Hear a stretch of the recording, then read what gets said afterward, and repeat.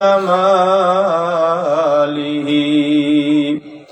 حسنت جميع خصاله صلوا عليه وآله لا إله إلا الله لا إله إلا الله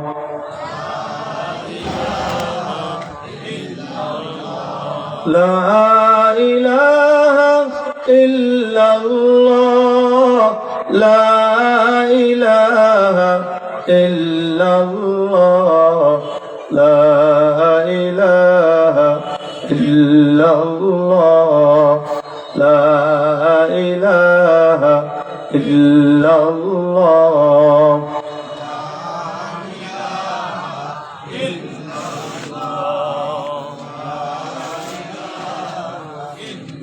لا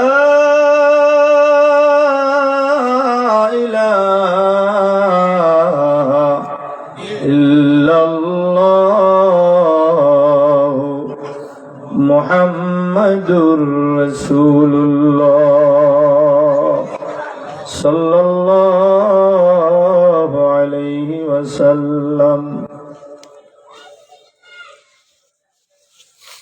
फिक्र दुनिया करके देखी फिक्र अक़बा करके देख फिक्र दुनिया करके देखी फिक्र अक़बा करके देख छोड़ कर अब फिक्र सारा फिक्र मौला करके देख छोड़ कर अब फिक्र सारा फिक्र मौला करके देख कौन किसका काम आया कौन किसका है बचा कौन किसका काम आया कौन किसका है बता सबको अपना करके देखा रब को अपना करके देख सबको अपना करके देखा रब को अपना करके देख यो चमन यो है रहेगा और हजारा बुलबुला यो चमन यो है रहेगा और हजारा बुलबुला अपने अपने भूलिया सब भूल कर उड़ जाएगा यो चमन सहरा बही हो ई खबर बुलबुल को दो यो चमन सहरा बही हो ई खबर बुलबुल को दो ताकि अपने जिंदगी को सोच कर कुर्बा करी ताकि अपने जिंदगी को सोच कर कुर्बा करी मनोहरे गुलिस्तान হবে একদিন মরুদ্যান কহিও খবর বুলবুলিকে জীবন না দেয় অসাবধান চন্দ্রবদন শত কোটি জন করিয়া মরা মাটিতে দফন চন্দ্রবদন শত কোটি জন করিয়া মরা মাটিতে দফন কোমল কান্ত প্রিয় দর্শন ছিল সুগন্ধি মোহিত কাফন কিছুদিন পরে পুরাতন কবর খুঁড়িয়া মর্মে লাগে যে ব্যথা কিছুদিন পরে পুরাতন কবর খুঁড়িয়া মর্মে লাগে যে ব্যথা, কোথায় কাফন কোথায় বদন, কোথায় কাফন কোথায় বদন, চিহ্ন কিছু নাই কহে থা। মরণ দ্বারেতে চরণ ফেলিয়া আয়ুর কামনা করি, পলে পলে তোর ফুরালো আয়ু এখনো হলো না ডর। কোথা থেকে আগমন কোথা যেতে হবে, কোথা থেকে আগমন কোথা যেতে হবে, কে আনিল কি কারণে জানা নাই ভবে, কে আনিল কি কারণে জানা নাই ভবে। আদম তনায় প্রেমের ডরি মৌলা শানে গর, মূর্তি প্রীতি বাকল পূজা মাওলা প্রেমে ছাড়ো। মূর্তি প্রীতি বাকল পূজা ছাড়িলে বন্ধুগণ, হৃদয়ে মাঝে নিত্য দেখবে অজুদ ফুলকানো। হৃদয়ে মাঝে নিত্য দেখবে অজুদ ফুলকানো। আলহামদুলিল্লাহ, মদিনাতুল উলুম মাদ্রাসার উদ্যোগে হাফেজ ছাত্রদের দস্তারবন্দি উপলক্ষে বার্ষিক ওয়াজ ও দোয়ার মাহফিলের শ্রদ্ধাভাজন মোহতারাম সভাপতি, ঐতিহ্যবাহী জামিয়া রশিদিয়া লস্করহাট ফেনীর প্রতিষ্ঠাতা পরিচালক উস্তাজুল আসাতিজা পীরে কামেল, সর্বজন শ্রদ্ধেয় মুরব্বী হযরতুল আল্লাম হযরত মাওলানা মুফতি শহীদুল্লাহ সাহেব দামাত বারাকাতুহুমুল আলিয়া কিছুক্ষণের মধ্যে উপস্থিত হবেন আজকে মাহফিলের প্রধান আলোচক হযরতুল আল্লাম হযরত মাওলানা নজির আহমদ সাহেব দামাত বারাকাতুহুমুল আলিয়া। ইতিমধ্যেই আলোচনা করেছেন মুফতি এহতেরামুল হক সাহেব উজানি, মুফতি জুবাইর আহমদ সাহেব দামাত বারাকাতুহুমুল আলিয়া সহ দেগার হযরত উলামায়ে কেরাম। মাহফিলের ইন্তজাম ও আরজ গুজারে রয়েছেন অত্র মাদ্রাসার সম্মানিত পরিচালক বিশিষ্ট আলেমে দ্বীন, আমার স্নেহের ছাত্র হযরত মাওলানা কারি ইমাম হুসাইন জিহাদি সাহেব দামাত বারাকাতুহুমুল আলিয়া সহ অত্র মাদ্রাসার সম্মানিত আসাতিজায়ে কেরাম। স্টেজে উপস্থিত আছেন অনেক বিজ্ঞ প্রাজ্ঞ হযরত উলামায়ে কেরাম, বিশেষ করে ঢাকা থেকে এসেছেন জামিয়া ইসলামী আশরাফুল উলুম মিতারা মাদ্রাসার সম্মানিত মুহাদ্দিস ও নায়েবে মুহতামিম হযরত মাওলানা হাফেজ মুজিবুর রহমান সাহেব মাদ্দাজিল্লাহুল আলী। সামনে উপস্থিত আছেন আমার মুরব্বিয়ানে কেরাম, যুবক ভাইরা, পর্দার অন্তরালে অবস্থানরত সম্মানিতা শ্রদ্ধেয় মা বোনেরা। আল্লাহ পাকের শুকর যে রব্বুল আলামিন আমাদেরকে এই ফিতনা ফাসাদের জামানায় পবিত্র কোরআনুল কারীমের আলোচনা শোনার জন্য আসার বসার তৌফিক দান করেছেন। এই জন্য মহান রবের দরবারে শুকরিয়া আদায় করছি। সকলে আওয়াজ করে বলেন আলহামদুলিল্লাহ। আরো জোরে বলেন আলহামদুলিল্লাহ। সামনে একটু ফাঁকা জায়গা আছে, দয়া করে আপনারা একটু সামনের দিকে আগে বসেন, যাতে পিছনে যে সকল ভাইরা আসবেন ওনারা যাতে পিছন দিকে বসতে পারেন এবং আমাদের আলোচনার মাঝে আর আপনাদেরকে কষ্ট দিতে না হয়। একটু মেহেরবানি করে সামনের দিকে আগান, সবাই একটু আগান, সবাই একটু আগান, আল্লাহর কোরআনের দিকে সবাই একটু আগান। আল্লাহ পাক আপনাদেরকে জান্নাতের দিকে আগায় দেবেন ইনশাআল্লাহ। একটু রিভাবটা দিয়ে দেন, আমার কানে যাতে একটু আওয়াজটা। মাশাআল্লাহ, আলহামদুলিল্লাহ, শুকরিয়া। হ্যাঁ, এই যে কোনো ফাঁকা থাকবে না ভাই, যে ফাঁকাগুলো হচ্ছে এগুলো আপনারা আবার পিছন থেকে আইসা পুরা করবেন ইনশাআল্লাহ। আল্লাহ আমাদেরকে কবুল করে, জোরে বলেন আমিন। আরো আওয়াজ করে বলেন আমিন। আমরা আজকের এই মাহফিলে আসতে পেরে খুশি না বেজার? আরো জোরে বলেন। আল্লাহ পাক রব্বুল আলামিন যদি তৌফিক দেন, কবুল করেন, তাহলেই মানুষ দিনের কাজ করতে পারে। আল্লাহ যদি কবুল না করেন, মানুষ দিনের কাজ করতে পারে না। ঠিক কিনা বলেন? কারণ আল্লাহ পাক যাকে ভালোবাসেন তাকেই দিনের সমুজ আর বুঝ দান করেন। হাদিস শরীফে নবী আলাইহিস সালাতু ওয়াস সালাম ফরমান, মান ইউরিদিল্লাহু বিহি খায়রান ইউফাক্কিহু ফিদ্দীন। আল্লাহ পাক যার কল্যাণ চান তাকে দিনের বুঝ দান করেন। সুবহানাল্লাহ। আর দিনের বুঝ কোনো ব্যক্তি, কোনো পীর, কোনো মাশায়েখ, কোনো আলেম, কোনো শাইখুল হাদিস কারো হাতে এই হেদায়েত আল্লাহ পাক রাখেন নাই। হেদায়েত রেখেছেন আল্লাহর বান্দাদের। হেদায়েত কার হাতে রেখেছেন? আল্লাহ পাকের হাতে রেখেছেন। ঠিক কিনা?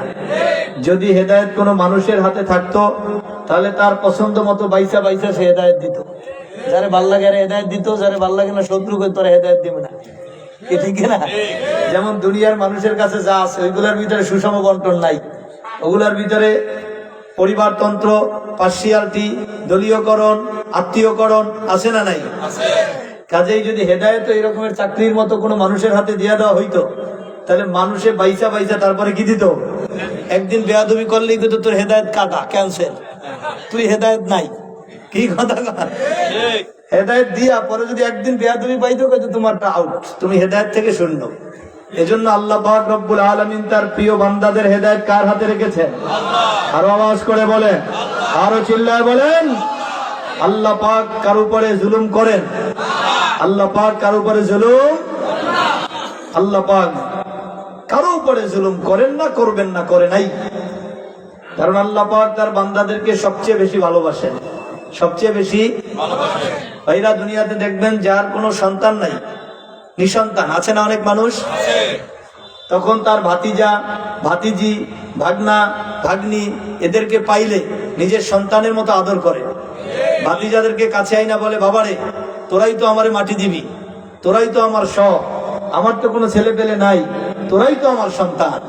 ঠিক কিনা বলে? তখন নিজের সন্তান না থাকলে ভাতিজাদেরকে মহব্বত করে সন্তানের মতো, কিন্তু নিজের যদি ছেলে থাকে তাহলে তো নিজের ছেলেকে বেশি মহব্বত করে। ঠিক না? আল্লাহ পাক রব্বুল আলামিনের কোনো ছেলে আছে, মেয়ে আছে, স্ত্রী আছে, সন্তান আছে, বাবা আছে, মা আছে, বান্দা আছে, বান্দা আছে, আল্লাহ পাকের বান্দা আছে। ছেলে নাই, মেয়ে নাই, স্ত্রী নাই, বাবা নাই, মা নাই। কাজী আল্লাহ পাকের যত ভালোবাসা সব তার বান্দা বান্দির জন্য। সব কার জন্য বলে? বান্দা বান্দির জন্য। সব তার বান্দা বান্দির জন্য। বান্দা বান্দিকে আল্লাহ পাক সবচেয়ে বেশি মহব্বত করেন, অনেক বেশি মহব্বত করেন, ভালোবাসেন, আদর করেন। কারণ এই পৃথিবীতে আল্লাহ পাক রব্বুল আলামিন যত মাখলুক সৃষ্টি করেছেন, সমস্ত মাখলুক কে বানাইছেন বলে? আরো জোরে বলে। সমস্ত মাখলুক আল্লাহ পাক বানাইছেন। মানুষকে কে বানাইছেন? মানুষকেও তো আল্লাহ বানাইছেন, কিন্তু দুইটা বানানোর মধ্যে পার্থক্য আছে না নাই? সমস্ত পৃথিবীর মখলুকদেরকে আল্লাহ পাক বানাইছেন কোন শব্দ দিয়া? ইদা আরাদা শাইআন আইয়াকুলা লাহু কুন ফায়াকুন। বান্দা যখন কিছু ইচ্ছা করেন তখন বলেন কুন, হয়ে যাও, ফায়াকুনু, অতঃপর তা হয়ে যায়। আল্লাহ বলেছেন আসমান হয়ে যাও, তো হয়ে গেছে। জমিন হয়ে যাও, হয়ে গেছে। পাহাড় হয়ে যাও, হয়ে গেছে। এই পৃথিবীর যত মাখলুক সবাইকে রব্বুল আলামিন কোন শব্দ দিয়া বানাইছেন? কিন্তু রব্বুল আলামিন একমাত্র, শুধুমাত্র, কেবলমাত্র মানুষ, তাদেরকে কোন শব্দ দিয়া বানায় নাই? খলাকতু বিয়াদাইয়া, আল্লাহ পাক তার নিজের কুদরতে হাতের দ্বারা বানাইছে। আদম নবীকে আল্লাহ পাক বানাইতে চাইলেন, ফেরেশতাকে বললেন মাটি আনো, মাটি আনলেন আল্লাহ পাক নিজের হাতে কুদরতের দ্বারা। হযরতে আদম আলাইহিস সালামের গোটা অঙ্গ প্রত্যঙ্গ সেট করলেন, যেখানে যা করা দরকার, যেমন করা দরকার, যেটা যেখানে সুন্দরভাবে সেট হওয়া দরকার, আল্লাহ পাক নিজের হাতে নিপুণ কারিগরি দিয়া, রব্বে কারীম মহব্বত দিয়া, ভালোবাসা দিয়া প্রেম দিয়া, মনের মাধুরী দিয়া আমার রব আদম নবীকে বানাইছে। ঠিক না? এমন সুন্দর করে বানাইয়া আল্লাহ আবার ঘোষণা দিয়েছেন, লাকাদ খালাকানাল ইনসানা ফি আহসানি তাকওয়িম। আল্লাহ বলেন, নিশ্চয়ই আমি মানব জাতিকে সৃষ্টি করেছি উত্তম অবয়ব দিয়া। অবয়ব তো উত্তম দিলেন, কারণ অবয়বটা তো তৈরি করেছেন আল্লাহ নিজ কুদরতি হাতের দ্বারা, সুতরাং এটার অবয়ব তো সুন্দরই হওয়ার কথা। রব্বুল আলামিন বলেন, অবয়ব শুধু সুন্দর দেই নাই, মর্যাদাটাও দিছি সবার উপরে। ওয়ালাকাদ কাররামনা বানি আদম। অবয়ব যেমন সুন্দর, সম্মানটাও দিয়েছি আমি সবার উপরে। সমস্ত মাখলুকের মর্যাদা একদিকে, আর মানব জাতির মর্যাদা আমি রেখেছি সবার উপরে। ঠিক কিনা বলেন? মানুষের সম্মান কম না বেশি? জোরে বলেন। সম্মান এত পরিমাণ বেশি। আজমালায়েক বাহরদারি ওয়াজবায়া মনিজহাম, আজমালায়েক বাহরদারি ওয়াজবায়া মনিজহাম, বগজারা জাহাজ বাহায়ম কাজমালায়েক বগজারি।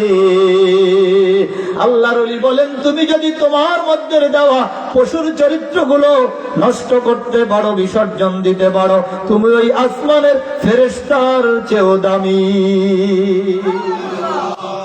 মানুষ আসমানের ফেরেশতার চেয়েও দামি। আমরা তো সাধারণত ভাবে ফেরেশতাদেরকে দামি মনে করি। ফেরেশতারা কোনো গুনাহ করে না, অপরাধ করে না, পাপ করে না, অন্যায় করে না, জুলুম করে না, মানুষকে ঠকায় না, মানুষের জায়গা জমি দখল করে না, মানুষের নামে মিথ্যা মামলা দেয় না, কোনো অন্যায় অত্যাচার অবিচার অনাচার কোনো কিছু ফেরেশতা করে না। ফেরেশতা দামি, কিন্তু কোন মানুষ যদি আল্লাহর হুকুম মতো চলে, সে ফেরেশতার চেয়েও দামি। ফেরেশতার চেয়েও क्यों न हो रोज़े अज़ल में हो गया तक़सीम कार,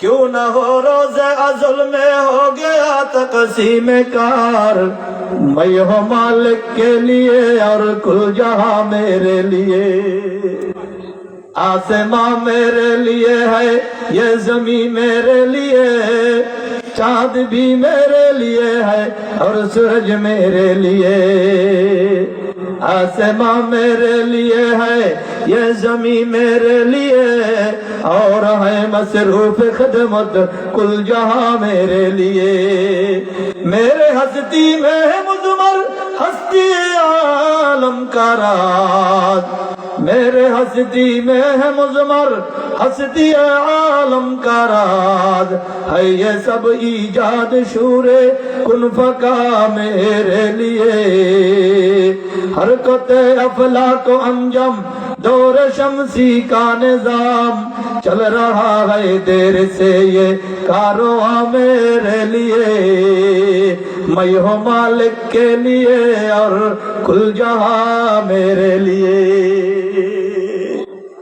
मेरे भाइयों, আগে বোঝেন আল্লাহ আপনাকে আমাকে কতটা মহব্বত করেন, কতটা ভালোবাসেন। এটা যদি আগে বুঝতে পারেন, তাহলে আপনিও আল্লাহর ভালোবাসার জন্য পাগল হয়ে যাবেন। আপনি যদি বুঝেন যে আমি আপনাকে ছাড়া বাঁচবো না, আমি আপনাকে ছাড়া চলতে পারি না, আমি আপনাকে ছাড়া খাইতে পারি না, আমি আপনাকে ছাড়া ঘুমাইতে পারি না, এই খবর যদি আপনার কাছে যায়, আপনার দিলটাও চাইবো যে হুজুর আমাকে এত ভালোবাসে, আমি হুজুরকে কষ্ট দেই, এটা তো ঠিক হচ্ছে না। দোস্ত বাবাকে জানো, আল্লাহ তোমাকে আমাকে কত মহব্বত করেন, কত ভালোবাসেন। ওইটা যদি কেউ জানতে পারে, তাহলে সেও রবের ভালোবাসায় মাতাল হয়ে যাবে, পাগল পাড়া হয়ে যাবে। রব ছাড়া সে কিছুই বুঝবে না। রবের ভালোবাসা কেমন? রব বলে দিয়েছে, তোমারে আমি বানাইলাম, তোমারে আমি সম্মানটাও ভালো দিলাম, অবয়বটাও দিলাম সুন্দর, তোমাকে আমি সম্মান দিলাম সবার উপরে। ঘোষণা দিলাম, বান্দারে তুমি যদি শুধু আমার হুকুম মানো, এই কায়নাতের সব কিছু বান্দা তোমার খিদমতে আমি লাগায় দেব। শুধু তাই না, চূড়ান্ত একটা কথা শোনেন, हरकते अफला को अंजम दौर शमसी का निजाम चल रहा है देर से ये कारवां मेरे लिए। বোঝেন না আপনি আল্লাহ আপনাকে কতটা মহব্বত করেন? আমার বিনবাজি ভাই, ও আমার আল্লাহ, আল্লাহ পাকের নাফরমান আমার ভাইও, ও আমার পর্দা নসীন মা গো, জানো তুমি আল্লাহ তোমারে কত ভালোবাসে। এই আসমান যে দেখো, এই সূর্যটা দেখো সকালে উদিত হয়, সন্ধ্যায় অস্ত যায়, চন্দ্রটা দেখো উদিত হয় অস্ত যায়, তারকাগুলো দেখো মিটি মিটি জ্বলে, আসমান দেখো আসমারা বেসুতুদার দেনেগা। তুমি তাকাইয়া দেখো, আসমানটা বিনা খুঁটিতে আমার মওলায় লটকায় রাখছেন, বেগাইরে আমাদিন তারাউনাহা, তোমরা দেখছো কোনো খুঁটি নাই, এমন সব আয়োজন সব কিছু এগুলো কারো জন্য নয়, এগুলো সব তোমার জন্যে, সব তোমার জন্য। দলিল হ্যাঁ, পাকিস্তানের মুফতি আজম মুফতি শফি রহমতুল্লাহ আলাইহি তাফসিরে মাআরিফুল কোরআনের লেখক, বর্তমান দুনিয়ার গ্র্যান্ড মুফতি আল্লামা তাকি উসমানী দামাত বারাকাতুহুমের আব্বা জান, তিনি এই আমি যে শেরগুলো পড়লাম এগুলো তার রচিত। তিনি বলেছেন, ও দুনিয়ার মানুষ, তুমি কি তাকাইয়া দেখো না, এসব বিশাল সূর্যটা শুধু তোমার জন্য আল্লাহ উঠায়, এই সুবিশাল ইন্তজাম সব তোমার জন্য। এই কায়নাতের একমাত্র আসল মেহমান হলা তুমি। তুমি যেদিন থাকবা না, তুমি যেদিন মওলারে ডাকবা না, তুমি যেদিন আমার মালিকের মানবা না, এই জমিনে যদি আল্লাহ বললে বলা কেউ না থাকে, আমার রাসূল ঘোষণা দিয়েছে ওই দিন আমার আল্লাহ আসমান আর রাখবে না। কি বলে হাদিস আছে না, উলামায়ে কিরাম তো জানেন, লা তাকুমুস সাআ, কিয়ামত ততক্ষণে কায়েম হবে না যতক্ষণে জমিনে আল্লাহ বলনেওয়ালা একজন আসেনি। হাদিসে আল্লাহ বলনেওয়ালা কোন প্রান্তে থাকবে, আসমান ঠিক থাকবে, আল্লাহ বলনেওয়ালা জমিনে থাকবে, চন্দ্র ঠিক থাকবে, আল্লাহ বলনেওয়ালা থাকবে, আসমানের তারকা ঠিক থাকবে, চন্দ্র ঠিক থাকবে, নদী নালা ঠিক থাকবে, হাওয়া বাতাস ঠিক থাকবে, আল্লাহ বলনেওয়ালা কেউ থাকবে না। আল্লাহ বলে দুনিয়া ভরা মানুষ থাকবে, রব্বে কারিম বলবে ইসরাফিল আর সময় নাই, যাদের জন্য আসমান বানাইছি আমারে ডাকার মতো কেউ নাই, আসমান রে জায়গা থেকে সরাইতে হবে, সব তছনছ হয়ে যাবে। তুমি একটা ফুৎকার দিয়ে দাও, কুল্লু মান আলাইহা ফান ওয়া ইয়াবকা ওয়াজহু রাব্বিকা যুল জালালি ওয়াল ইকরাম। আল্লাহ রাব্বুল আলামিন সব ধ্বংস করে দিবেন, এবার কিছুই আর থাকবে না, জমিন জমিনের জায়গায় এভাবে থাকবে না, আসমান ভেঙে পড়বে। মুসলমান ভাইরে আমার, সব এলোমেলো হয়ে যাবে, আল্লাহ ছাড়া আর কিছু থাকবে না। আপনি বুঝতে পারতেছেন, আপনি বুঝতে পারতেছেন যে আপনার জন্য সব আয়োজন। একজন লোকের জন্য যদি কোনো আয়োজন হয়, ওই লোকটা কত ইম্পর্টেন্ট বলে, কত গুরুত্বপূর্ণ বলে। ছোট্ট একটা কথা মনে পড়ছে, বছর 2 আগে আমি একবার সদরঘাট থেকে বরিশাল যাব মাহফিলে, লঞ্চে উঠেছি। তো বলছে যে লঞ্চ ছাড়বে 8:30টায়। আমি উপর থেকে নামাজ পড়ে খাওয়া দাওয়া করে আসি। ঠিক আছে যান। তো আমি উপরে আসছি, যাত্রী বেশি হয়ে গেছে, পুলিশ লঞ্চ ঘাবড়ায় দিচ্ছে, লঞ্চ আর যাত্রী নেওয়া যাবে না, ছেড়ে দাও। আমি তো উপরে যাই, দেখি লঞ্চ চলে গেছে। ব্যাগ ছিল, ব্যাগে আমার কাগজপত্র ছিল, টাকা পয়সা ছিল ভালো। এখন আমি কি করব? লঞ্চের তো কোনো নাম্বার নাই, বড় পেরেশানিতে পড়ে গেছি। এই লঞ্চ যাবে সেই বরগুনা, আমার পথ হলো বরিশাল, লঞ্চ বরিশালও যাবে না, একদম আরো অনেক দূরে যাবে। তো আরেকটা লঞ্চের আমার এক মাস্টার পরিচিত ছিল, ওনাকে ফোন দিলাম, উনি বলল যে আমি সদরঘাটে। ঠিক আছে, আমি দেখা করলাম যে ভাই বিপদে পড়ছে, এখন কি করবো? অসুবিধা নেই, ওই লঞ্চটাও আমাদের মালিকের লঞ্চ। আমরা এই লঞ্চ আমি যে চালাই, এই লঞ্চের মালিক আর ওই লঞ্চের মালিক একই, ওই মালিক আমার লঞ্চে আছে, চলেন আপনার সাথে মালিকের কথা বলায় দিই। তো ওই লঞ্চের মালিকের সাথে কথা বললাম যে ভাই আমি যখন বিপদে পড়ছি, আমার ব্যাগে বেশ ভালো টাকা পয়সা আছে, এখন ওটা তো যে কোনো সময় অসুবিধা হয়ে যেতে পারে। তো ওই মালিক বলছে অসুবিধা নাই হুজুর, আপনার জন্য ব্যবস্থা করতেছি। তো ওই লঞ্চে ফোন দিছে, যেটা সাইরা গেছে, যে তোমাদের অমুক কেবিনে একটা যাত্রী আছে, লঞ্চে উঠতে পারে নাই, তোমরা চাঁদপুর যে ঘাট দিবা, ওই ঘাটে লঞ্চটা ভিড়ায় রাখবা। আমি কিন্তু গল্প বলতেছি না, আপনাদেরকে বুঝাচ্ছি। চাঁদপুর ঘাটে লঞ্চটা ভিড়ায় রাখবা, পরের লঞ্চে আমি হুজুরকে পাঠাইতেছি। এই লঞ্চ যতক্ষণ চাঁদপুর যাবে, হুজুর তোমার লঞ্চে উঠলে তারপর চাঁদপুরের ঘাট ছাড়বা। মালিক বইলা দিলে আর কোনো কথা আছে? তা আমি ওই পরের লঞ্চে উঠে গেছি। তখন ওই লঞ্চ তো আপনার চাঁদপুরে হয়তো 10 মিনিট ঘাট দিব, কিন্তু লঞ্চ তো ঘন্টার পরে ঘন্টা ঘাট দিয়ে আছে। এখন পুরো লঞ্চের যত যাত্রী সবাই পেরেশান। এখন বলছে যে একজন যাত্রী আছে, মালিক ফোন করছে, ওই যাত্রী না আসলে লঞ্চ ছাড়া যাবে। এখন বলছেন ওই যাত্রীরা কি মনে করছে আমি কত বড় ইম্পর্টেন্ট লোক? হ্যাঁ, এখন পুরো আমি তো এদিক থেকে যাচ্ছি আর ওনারা নাম্বারে ফোন দিচ্ছে। লঞ্চ চাঁদপুরের ঘাট যখন দেখা যায়, আমি নিজে দেখলাম যে অনেক মানুষ লঞ্চের সামনে, তারপরে আপনার ছাদে, সবাই শুধু অপেক্ষা করতেছে যে এমন ইম্পর্টেন্ট লোকটাকে, যে এত বড় একটা লঞ্চ ঘাটের মধ্যে ঘন্টার পরে ঘন্টা দাঁড়াই রয়েছে এই লোকটার জন্য, অবশ্যই এই লোকটা কোনো ইম্পর্টেন্ট লোক, ঠিক কিনা বলেন? তাহলে একটা আয়োজন যেই লোকের জন্য হয়, যেই ওই লঞ্চটা ভিড়ছে আর সবাইকে আইসে দেখে এক মৌলবী, দুনিয়াবি কোনো বড় কেউ না। যাই হোক, আমি বলার উদ্দেশ্য হলো, একটা জিনিস যখন একজন মানুষের জন্য অপেক্ষা করে, ওই মানুষটা কত গুরুত্বপূর্ণ বলেন? তাহলে আপনার আমার জন্য এই গোটা দুনিয়াটা অপেক্ষমান।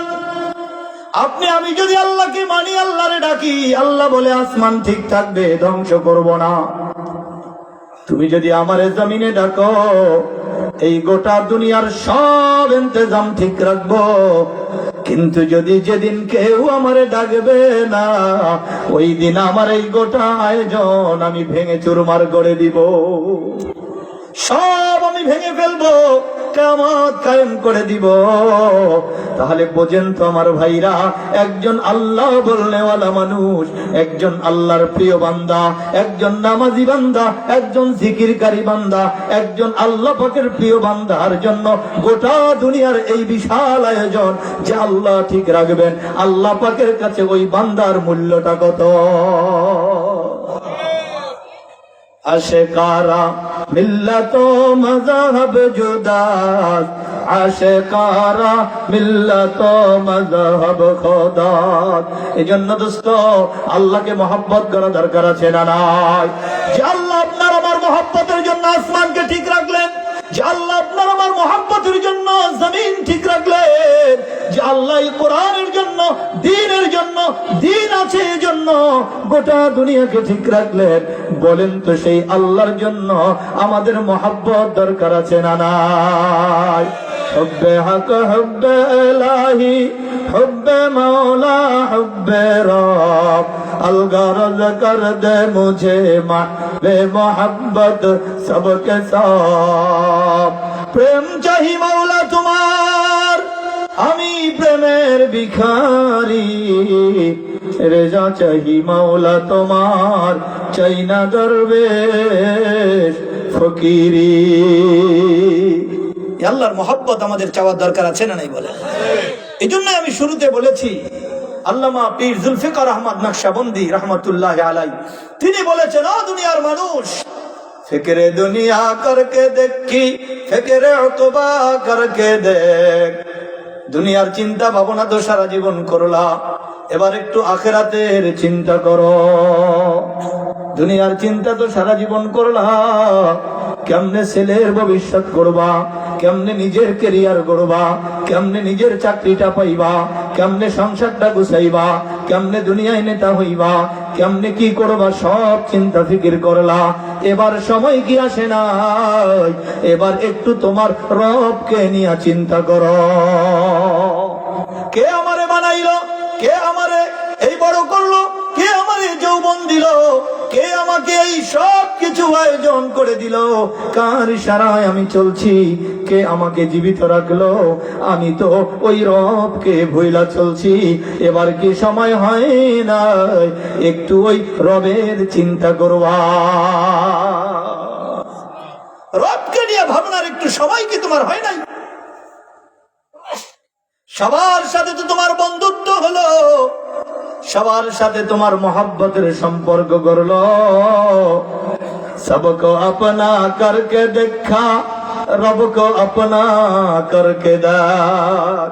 সবাইরই তো আপন করে দেখছো, দলের নেতারে আপন কইরা দেখছো, সারা জীবন দলের পিছনে দৌড়াইছো, নমিনেশন তো পাও নাই। সারা জীবন তো কত টাকা ব্যয় করছো, একটু অন্যায় করছো দল থেকে বহিষ্কার। সারা জীবন যেই বিবির পিছনে দৌড়াইছো, ওই বিবিও তো তোমার কষ্ট দেয়।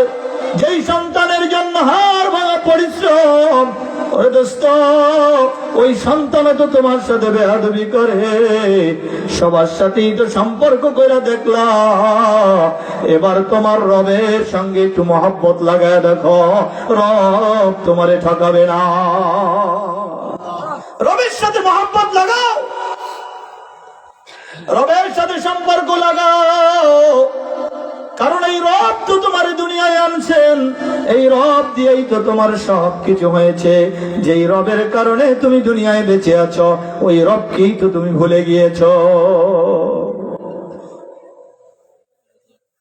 কার প্রেমেতে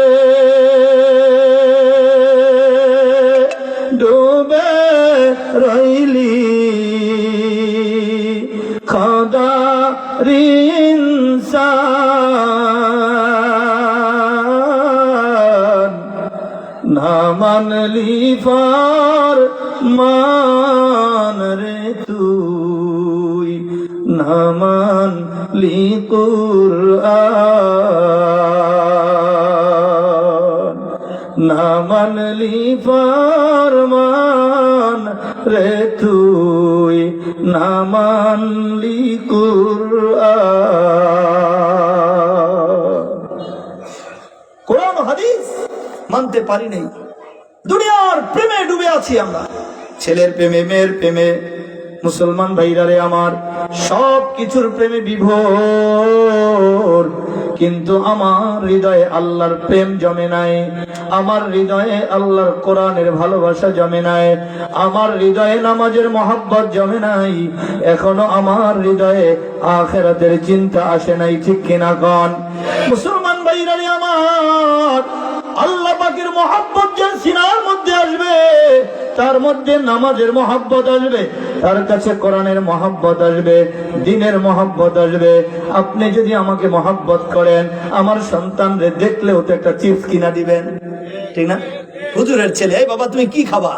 এই মহব্বতটা ছেলের জন্য নয়, যেহেতু আমি আপনার বন্ধু, বন্ধুর ছেলের সঙ্গে যখন দেখা, কেউ পকেট থেকে 500 টাকা বের করে দেয়, কেউ 100 টাকা বের করে দেয়, না হয় একটু চকলেট কিনে দেয়, না হয় একটু কোলে নিয়ে আদর করে দেয়, ঠিক না? যদি কেউ আল্লাহ পাকের সাথে মহব্বত কায়েম করে গো, যদি কেউ আল্লাহর সাথে প্রেমের সম্পর্ক হয়ে যায়, ওই বান্দার আল্লাহর কালামের সাথেও মহব্বত হয়ে যায়, আল্লাহর বান্দাদের সাথে মহব্বত হয়, আল্লাহর পাঠানো দ্বীনের সাথে মহব্বত হয়, আল্লাহর পাঠানো রাসূলের সাথে মহব্বত হয়, আল্লাহর দেওয়ার নামাজের সাথে মহব্বত হয়, ঠিক কিনা কর? কিন্তু আজ তো আমাদের কোরআনের মহব্বত নাই, দ্বীনের মহব্বত নাই, মাদ্রাসা মসজিদের মহব্বত অনেকের মধ্যে নাই। ছেলের পিছনে খরচ করে মনে কষ্ট লাগে না, মেয়ের পিছনে খরচ করে কষ্ট লাগে না, দলের পিছনে খরচ করে কষ্ট লাগে না, মাদ্রাসায় যদি দেয় খুব কষ্ট লেগে যায়, মাহফিলে দিলে কষ্ট লেগে যায়। 10 টাকা দিয়ে আবার 5 জনের কাছে বলে, এত মাহফিল লাগে নাকি, এত মাদ্রাসা লাগে নাকি? গতকালকে মাগরিবের পরেও আমাকে একজনে বলতে, এত মাদ্রাসা লাগে? এই যে খালি চান্দা। বলেন তো দেখি, রবকে যে মহব্বত করে, সে সে চাইবে প্রত্যেক মহল্লায় মহল্লায় আল্লাহ পাকের কোরআনের মাদ্রাসা কায়েম হোক, কারণ এই কোরআন তো আমার রবের কিতাব। কোরআন কার কিতাব? কার কিতাব? কার কিতাব? আচ্ছা ভাইরা, যারা বিএমপি রাজনীতি করে, বর্তমানে তো এখন জমজমাট ভাবে করতেছেন, আচ্ছা আপনারা বলেন তো, প্রত্যেক ওয়ার্ডে ওয়ার্ডে একটা বিএমপির অফিস হইলে বিএমপির কর্মীরা বেজার না খুশি? বুঝাইতে পারি না, এটা উদাহরণের জন্য বলছি। নাকি ইউনিয়নে একটা হইলেই খুশি? ইউনিয়নে একটা তো থাকবেই, তারপরে প্রত্যেক ওয়ার্ডে ওয়ার্ডে যদি করতে পারে তাহলে নেতাকর্মীরা কি কেন ভালো লাগে যে আমার দলের অফিস আমার ওয়ার্ডে আছে, ঠিক কিনা বলেন? তাহলে যদি আপনার দলের অফিস ওয়ার্ডে ওয়ার্ডে হইলে আপনি খুশি, আল্লাহর কোরআনের ঘর, আল্লাহর কোরআনী মাদ্রাসা প্রত্যেক গ্রামে গ্রামে হইলে আপনি কেন বেজার? বোঝা গেল আল্লাহর মোহাব্বত দিলে বসে নাই। দলের অফিস হইলে খুশি, আল্লাহর কোরআনের মাদ্রাসা হইলে আপনার ভালো লাগে না। যদি কেউ এমন থাকে, বোঝা গেল ওই লোকের সাথে আল্লাহর সম্পর্ক করে না।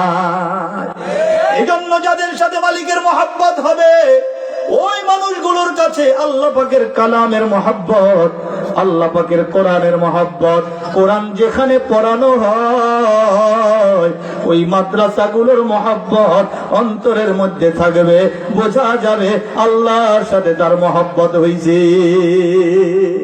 ঠিক না? এই জন্য কোরআনের সাথে আমাদের মহব্বত লাগানো দরকার আছে না নাই? জোরে বলেন। কারণ এই কালাম হলো আল্লাহ পাকের, এই কালাম তো নবীজির কাছে পাঠানো হয়েছে জিবরাইল আলাইহিস সালামের মাধ্যমে।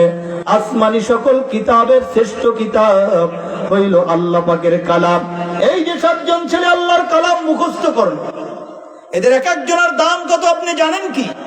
আপনি জানেন? আমরা চিনি না, হয়তো দূর থেকে এসেছি। আপনারা তো এলাকার ভাইরা অনেকের চেনেন।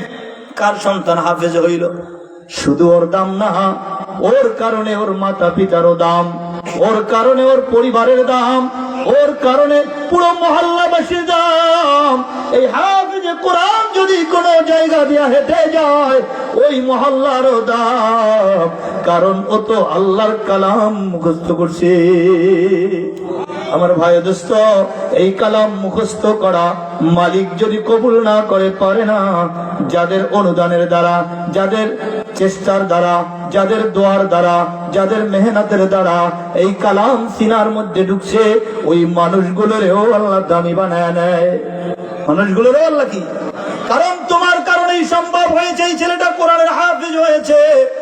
কারণ এই মাদ্রাসাগুলো যে দেখেন আমার ভাই, এই মাদ্রাসাগুলোর মধ্যে অনেক শিশু আছে গরিব, অনেক শিশু আছে এতিম, অনেক শিশু আছে অসহায়, যাদের বাবা মা চাইছে মাদ্রাসায় পড়াইবে কিন্তু খরচ দিয়া পড়াইতে পারে না।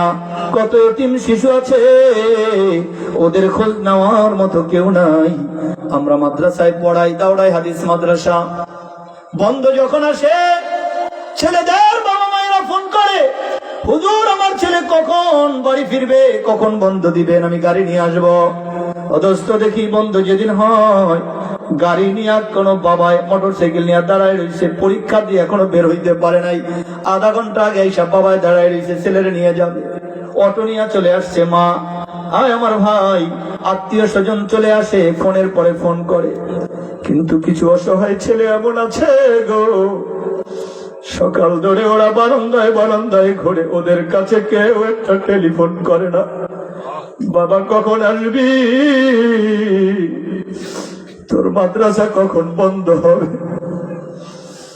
এমন একজন শিশু, এমন একজন এতিম ছেলে রাস্তার দিকে তাকিয়ে থাকে, যখন দেখে অন্য ছেলেদের বাবা মায়েরা আদর কইরা ওরে গাড়িতে কইরা নিয়ে যায়, ওই হেফখানার এতিম শিশুটা চোখের পানি বালা কান্দে।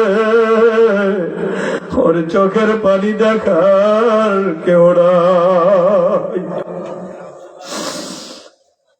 মুসলমান ভাইরা আমার, আমরা যারা মাদ্রাসায় চাকরি করি, এই হালত গুলো আমরা যখন দেখি কলিজায় আর মানে না।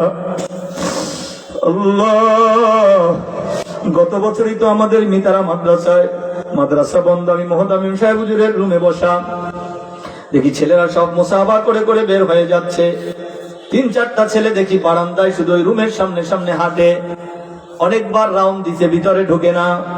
আমি হুজুরকে বললাম, হুজুর ঘটনা কি? ওরা ভিতরে আসতে বোধহয় সাহস পায় না। হুজুর আমার দিকে তাকায় বললেন, না না হুজুর, আমি ওদেরকে চিনি, আপনি চিনেন না। ওরা আসলে ঢুকতে সাহস পায় না এমন নয়, ওরা বাড়িতে যাবে, সবাই যাইতেছে, ওদের কাছে ভাড়া টাকা পর্যন্ত নাই। ওরা শুধু অপেক্ষায় আছে আমি কখন তাইকে ওদের বাড়ি যাওয়ার ভাড়াটা দিয়া দিব, এরপরে বাড়িতে গিয়া বাবা মার সঙ্গে দেখা করবে। আমার যুবক ভাইরা রে, এই হালত গুলো আমাদের সামনে আমরা দেখি। এই জন্য এতিম অসহায় সন্তান, এতিম বাচ্চাদের এই মাদ্রাসাগুলোয় তালিমের জন্য কিয়ামতের ময়দানে রব্বুল কারীম যদি আমাদেরকে জিজ্ঞাসা করে, তোমার সন্তান তুমি দিতে পারো নাই, তবে একটা এতিম ছেলের জন্য তুমি কিছু করেছো, 1 বস্তা চাল দিয়েছো, এতিমের জন্য তুমি একটু টাকা দিয়েছো, এতিমের বসবাসের জন্য নির্মাণ খাতে দিয়েছো, তোমার সহযোগিতা পাইয়া ওই ছেলেগুলো কোরআনের হাফেজ হয়েছে। ওই কোরআনের প্রত্যেকটা হরফের সওয়াব ওর বাবা মা যেমন পাবে, সাহায্যকারীরাও তেমন পাবে। এজন্য নবী দো জাহান বলেছেন, কুন আলিমান আও মুতাআল্লিমান আও মুহিব্বান আও মুঈনান। তুমি আলেম হও, না হয় আলেমের কি বলে আলেম হও, কোন আলেমান নিজে আলেম হও, না হয় ছাত্র হও, না হয় আলেমকে মহব্বতকারী হও। আর যদি কিচ্ছু না পারো, অন্তত আলেমকে সাহায্য করো, তালিবুল ইলমকে সাহায্যের হাত বাড়ায় দাও। ওয়ালা তাকুন খামেসা, পঞ্চম ব্যক্তি হইও না। মেরে ভাই ও দোস্ত, আল্লাহ পাক রব্বুল আলামিন এ কোরআনের মর্যাদাটা এমন করে রেখেছেন, এ কোরআন যার কাছে যায়, যেখানে যায়, যার সাথে লাগে, যে কোরআনের সাথে লাগে, তাকেই আল্লাহ মর্যাদা বাড়াইয়া দেয়। আপনি আর আমি যদি কোরআনের সাহায্যে লাইগা যাই, আপনার আমার মর্যাদাও কোরআনের কারণে আল্লাহ পাক বাড়াইয়া দিবে। ওই এতিম বাচ্চাগুলো যারা কোরআন পড়ে মুখস্থ করে, কোরআন হাদিস পড়ে, হায় হায়, যখন আমরা মাদ্রাসায় এতিমদেরকে পাগড়ি দেই, হায় কত বাবা মা আসে, ছেলেদের পাগড়ি দেয়, টাকা পয়সা দেয়, আবার এগুলো দেওয়ার সময় তারা হাজির থাকে। কিন্তু কত এতিম ছেলে যাদেরকে পাগড়ি দেওয়ার সময় তার বাবাও থাকে না, মাও থাকে না, অনেকের বাবা মা কবরে চলে গেছে। ওই ছেলের মনেও দুঃখ, ওই মাতা পিতার মনেও দুঃখ, ওই সন্তানের হৃদয়ে বড় ব্যথা। ওই সাহায্যকারী যারা থাকে আমার ভাই গো, আপনাদেরকে বলিয়া যায়, আপনাদের এই মুসলমানদের কিছু ক্ষুদ্র ক্ষুদ্র অনুদান, এগুলো কত বড় অনুদান জানেননি? এই অনুদান গুলোই তো আমাদেরকে তৈরি করেছে। এই যে আমাকে দেখেন, আমিও তো এক মাদ্রাসায় পড়েছি। এই যে আপনাদের অত্র মাদ্রাসার মুহতামিম সাহেব, নাজিম সাহেব হুজুর, বরগুনার হুজুর সহ এই যে এক মৌলানা আমার ছাত্র, আশেপাশে আমাদের অনেক ছাত্ররা আছে, এই মাদ্রাসায় আরো আমাদের ছাত্র শিক্ষক আছে, এরা সবাই একদিন তালিবুল ইলম ছিল। ওই মাদ্রাসাগুলোতে যারা সাহায্য সহযোগিতা করেছে, এগুলো তারা সহযোগিতা নিয়েই তো এত বড় বড় আলেম হয়েছে। আর যদি আপনারাও সহযোগিতা করেন, আপনি আমি একদিন থাকবো না, আপনি আমি কবরে চলে যাব আমার ভাই। ওরা একদিন আলেম হয়ে সারা বাংলাদেশে, সারা দুনিয়াতে কোরআনের কথা বলবে, কোরআনকে চর্চা করবে, এই পৃথিবীতে কোরআনকে জিন্দা রাখবে। এর নেক আমরা কবরে পাইতে থাকবো, ঠিক কিনা বলে? এই জন্য এই মাদ্রাসাগুলো টিকায় রাখা আমাদের দরকার আছে কিনা বলে? এই মাদ্রাসাগুলো তো আল্লাহর কোরআন পড়ানো হয়। শেষ কথা বলি আমার ভাই, এই এলাকার মধ্যে যখন ফজরের আজান হয়, কত মানুষ ঘুমায়া থাকে, কিন্তু হেফজখানার ছেলেগুলা রাত 4টা বাজে উঠে ওরা কোরআনুল কারীম তেলাওয়াত করতে থাকে। এটা কি কোনো মূল্য নাই? আল্লাহর কালাম যখন গভীর রাতে তেলাওয়াত হয়, এই মহল্লার মধ্যে মালিকের রহমতের বাড়ি ধারা জারি হয়ে যায়। এই জন্য এই মাদ্রাসাগুলো টিকায় রাখা আমাদের দরকার আছে কিনা বলে? আল্লাহ আমাদেরকে কবুল করে বলে না। সুতরাং এই মদিনাতুল উলুম মাদ্রাসার জন্য